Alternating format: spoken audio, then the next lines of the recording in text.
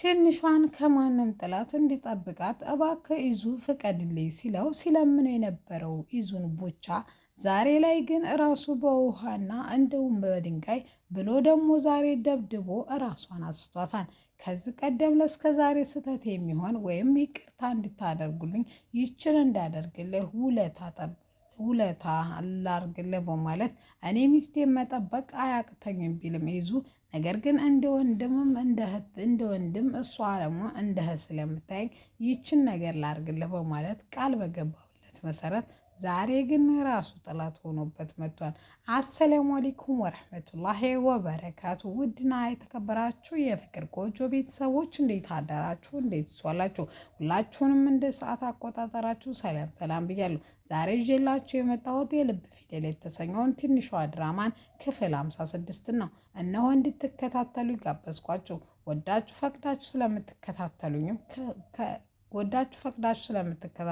ከልብ አመሰግናለሁ። ሀሳብ አስተያየት ካለዎትም በኮሜንት ሳጥን ያስቀምጡልኝ።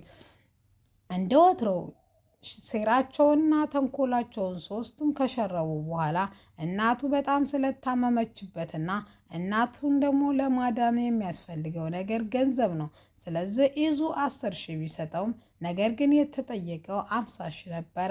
ይሄን ደግሞ እንዴት አድርጌ ጓደኞቼ ተማሪ ናቸው፣ ከነሱ ሌላ ማንም አላቅም፣ ስለዚህ ምንም ቢሆን አደርጋለሁ ብሎ ከጆሲ ጋር የተስማማው ቡቻ በውሃና በድንጋይ ብዙ ካሰቃያቸው በኋላ ዛሬ ደግሞ ሴቶቹን ደብድባቸው በሚል ትዕዛዝ ይተላለፍበታል። እሱም የሚጀምረው ከእዩ ነበር። እዩን ለተምሳሌ ያክል ወይም የእነሱ ቡድን ስለሆነች እሷ ስለተመታች እነሱ አይደሉም ብለው እንዲታሰብ ያክል ይደበድባትና እንድጮህ ካደረገ በኋላ መቅዲ ምን ሆነች ነው ብላ እየሮጠች ትመጣለች። እሷም አይዞሽ ብላ እጇን ሰጥታ ልታነሳ ስትል ከኋላዋ ማን እንደሆነ ሳታቅ ይደበድቧታል። እሷም ወደው ራሷን ትስታለች። ነገር ግን ቡቻው ሁሉም ሩጠው ሲሄዱ እሱ ትቷት ሊሄድ አልፈለገም። ስልኳ ፓስፖርት ስላልነበረው ደውሎ ወይም ቴክስት አድርጎ ችግር ውስጥ እንደሆነችና ቶሎ ሰው እንደሚያስፈልጋት ተናግሮ ለልዑል ጽፎላት ይወጣል። ልዑልም ወደው ትንሽ ሳይቆይም እየከነፈና እየበረረ ይመጣል።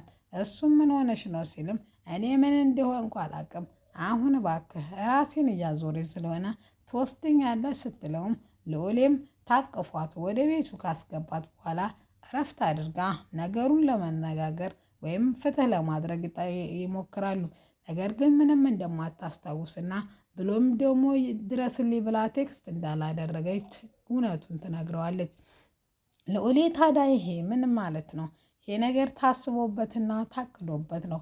በውሃ በድንጋይ እስከሚገሉ ነው እንዴ የምንጠብቀው? ሲል ለመቅደም የነበራትን ኃይል ተሰባስባ እኔ ይህን ሰው ያወቅኩለት እገለዋለሁ፣ አንገቱን ቆርጬ ነው ለብቻ ማስቀምጥለት በማለት እንደዚህ ስትል ልዑሌ ሁለተኛ እንደዚህ እንዳትይ እኔ አንቺን ማጣት አልፈልግም በማለት መልስ ይሰጣታል። ኢዙና ትንሿ ከቤት ወጥተው ንፋስ ለመቀበል ወክ እያደረጉ እያለ ለትንሿ ውሃ ገዝቶ መምጣት እንዳለበት ትነግረዋለች። እሱም አብረን እንሂድ ሲላት ነገር ግን አየሩ ነፋሳማ ስለሆነ ዛፎችም ስላሉ እዚህ ልጠብቅህ በማለት ሀሳብ ትሰጠዋለች። እሱም እሺ ወደትም እንዳትሄጂ በማለት እዛው የቆሙበት ሮጥ ብሎ ሱቅ ውስጥ ሄዶ ውሃ ገዝቶ ሲመለስ የጠበቀው ሌላ ነገር ነበር። ትንሿ ራሷን ስታ መሬት ላይ ተዘርራለች። ተዛም ቡቻ ተሰውሯል። እሱም ምን እንደሆነ ሲጠይቃትም እንደማታስታውስና ከኋላ መጥቶ እንዳፈናት እንደደበደባት ትናገራለች።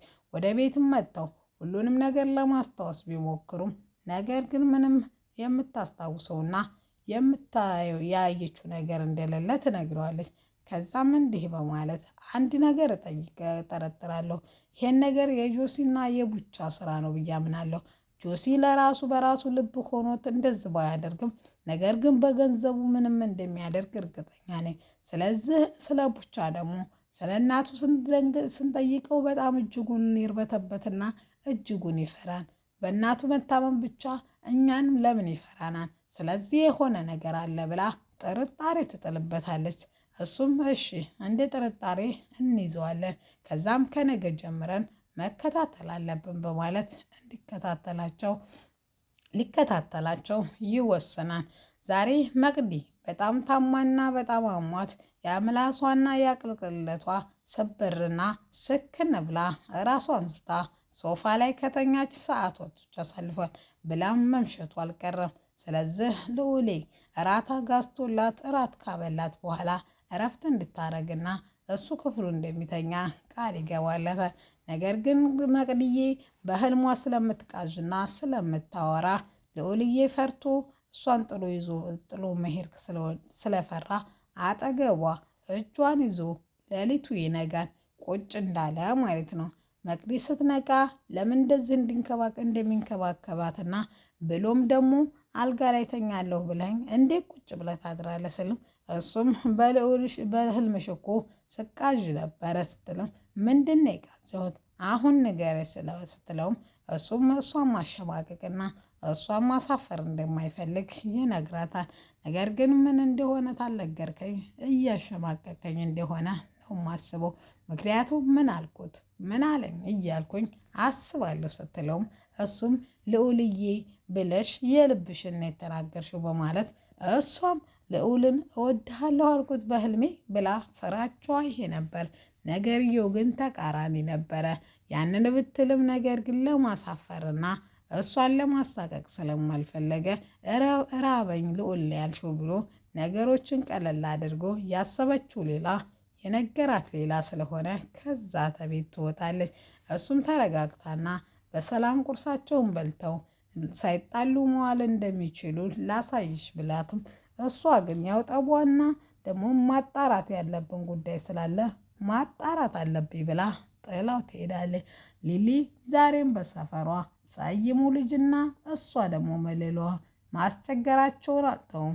መለሏን አጭሩ ልጅና ወይም ጸይሙ የአሜሪካ ብላክ ከለር አለኝ ብሎ የሚመጻደቀው ልጅ ዛሬም መተናኮሉን አላውቀውም።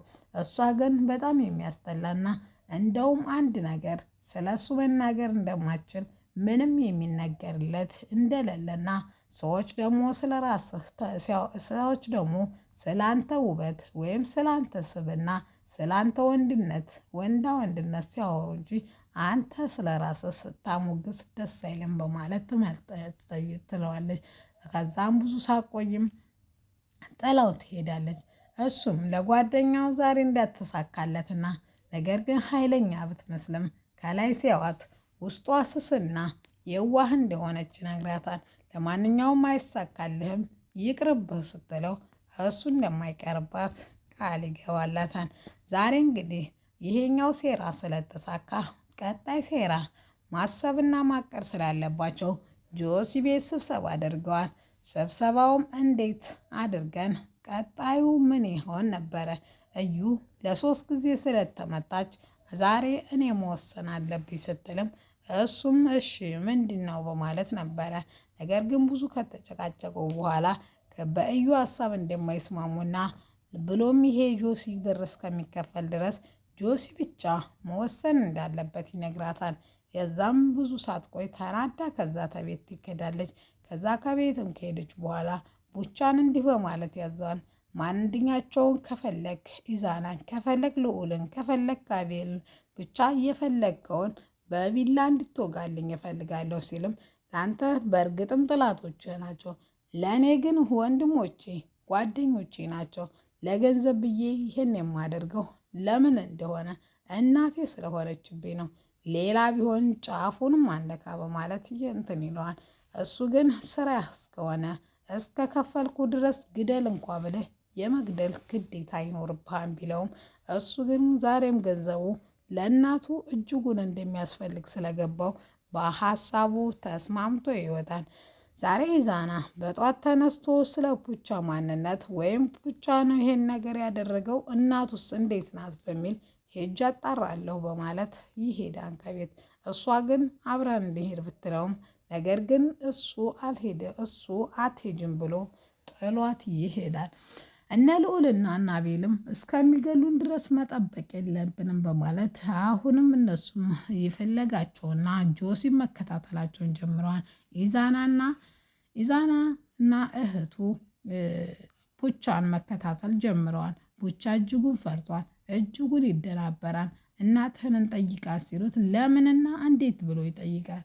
ብቻ ብዙ ነገር እየተፈጠረ ነው። ኔክስት ደግሞ ማን ይሆን የሚወጋው ወይስ ቀድመው ይነቁ ይሆን የሚለውን ፓርት ይዤላችሁ እመጣለሁ። ለዛሬ ነበረኝ ይሄን ነበረ። ሰላም አለይኩም ወራህመቱላሂ ወበረካቱ።